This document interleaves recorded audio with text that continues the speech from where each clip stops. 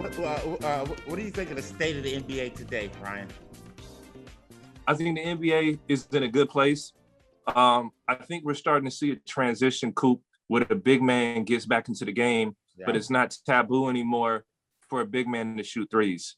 And I understand the mindset because we had greats like Kareem and Shaq and Ewing and Hakeem and those guys. So it's like, get on the block, it's unstoppable.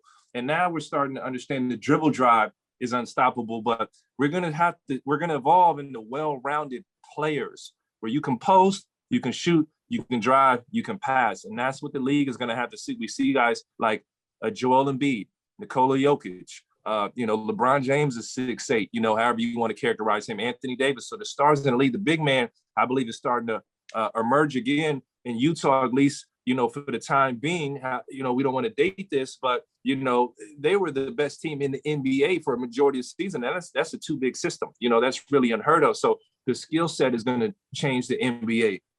And you know what? The only reason that makes Gobert legitimate in that offense is because he's a high rebounder. If you can't do anything, and especially as a big guy in today's game, if you can't hit a 17 3-point shot, you're almost useless out there on the floor. Mm-hmm.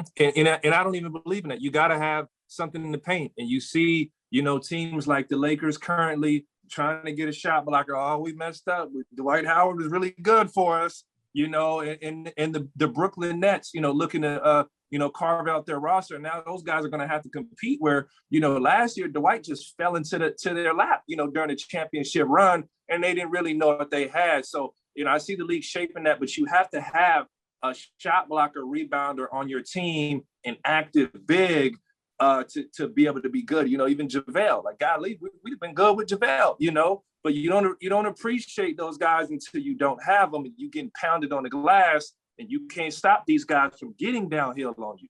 And Ryan, you know what? I said that at the beginning. When I heard that they were letting JaVale and Dwight Howard go, that was the difference that made the Lakers an average team and a team that's unbeatable. You had AD, JaVale McGee, and Howard that were blocking shots. And you know what? When I heard they were letting them guys go for Gasol and Harrell, them guys aren't shot blockers, let alone they're just barely 50% offensive player. Harrell a little bit better than Gasol, but that's their problem now, and they're starting to feel that pain.